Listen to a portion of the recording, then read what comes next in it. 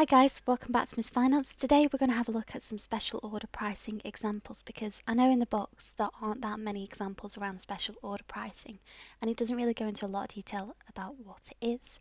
So I'm just going to go through a few examples with you just to help with your understanding. But as always, if you find this sort of thing useful, do consider subscribing and let's get straight into the video. So in this example here, we have a company that is making 100 chairs in its day-to-day business anyway. And as part of making these 100 chairs, they have costs involved. So they've got direct material cost of £4,000, direct labour of £5,000 and fixed production overheads of £6,000. So they've been approached by a company who want to buy 50 chairs or 100 chairs, and what they've said is if we buy 50 chairs from you, we will buy them at £120 per chair. And if we buy 100 chairs from you, we'll buy them at £80 per chair. So when you get a question like this in the exam, it's more about any spare capacity that you have, the ability to make those products for those companies at a lesser price than what you usually would sell those goods at. So the first question that they might ask you is how much is absorption cost? And the way that you work that out is by taking all of the fixed overhead production, all of the variable, so the 4,000, the 5,000, so adding that up, so that's 15,000. Now they're making 100 units originally, so that's the cost to make 100 units. So the cost to make one unit is £150 under absorption costing. Now we know with absorption costing that takes into account the fixed overheads. So marginal costing that we're going to work out in a little bit takes into account just the variable costs. The next question they might ask is should any of the projects above be accepted under absorption costing? And we can work that out really quickly.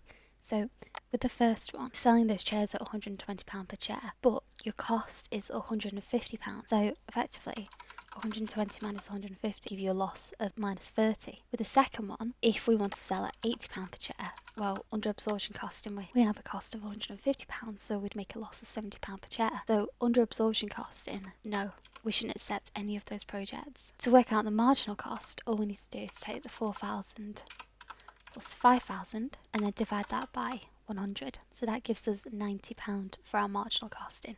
So that's per unit.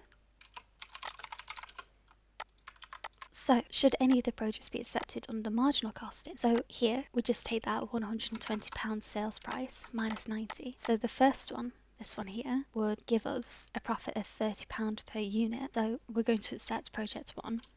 So yes to project one. And the second one of £80 sales price minus our £90 of costing would give us a loss of £10 per unit. So we're going to reject the second project.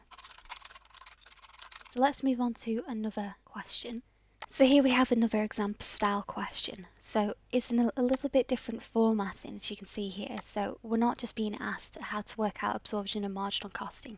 We're also being asked to produce what the overall profit or loss will look like with each of those projects on top of our usual manufacturing. So I'm just going to colour that in blue there because that's important. Now to work out our absorption cost per unit, again we're going to take the 210,000 fixed cost and we're going to divide that by 11,500 pairs. So that's our units there. So I'm just going to ignore all of this information and just get straight to the actual answer. So then we want to add on our variable cost per unit, which is the 20 and the 18. Don't get confused with this 60 here because that's the actual sales price per unit, but they might just drop that in with the rest of the information. Now, marginal cost would simply be the 20 plus the 18 per unit, and we're next being asked if we would accept or reject either under marginal costing. So here an external company has come to us and said that we will buy 2,500 units from you at £45 each or 5,000 units at £37 each. So if we look at that very quickly, well, if we sell at 45, we have cost of 38, so we'd make a profit of £7 per unit.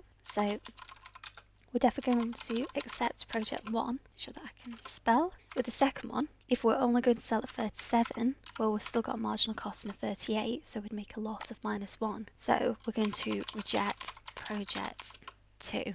Now, in terms of the overall profit and what that would look like, what we need to do is work out what our usual manufacturing is going to be. So I've coloured this in blue, and then the bit on top for each. So what I mean by that is here we're still going to have 11,500 pairs being sold at £60 per unit, whether we take project 1 or project 2. We're still going to have fixed cost of 210,000 with both, and we're still going to have variable costs of 38 times by 11,500 pairs. Regardless of whether we go down the path of choosing A or B, we're still going to have that. So we're still going to make a profit of 43,000 with our usual manufacturing. Now, if we take into consideration the 2,500 units, we're going to sell at 45 times by 2,500, and we're going to have marginal costing of 38 times by 2,500. With the second one, if we use the 5,000 units in project 2, we're going to sell at 37 times by this 5,000, and we're going to have marginal costing of 38 times by 5,000. So as you can see there, we've got an overall profit of 60,500 with project A and an overall profit of 38,000 with project B. And the reason why that's still a profit is because the usual manufacturing, as we saw before, gave off a profit that's actually holding up the loss that this is creating. So I hope you found this video useful. Do consider subscribing as always, and I shall see you on the next video.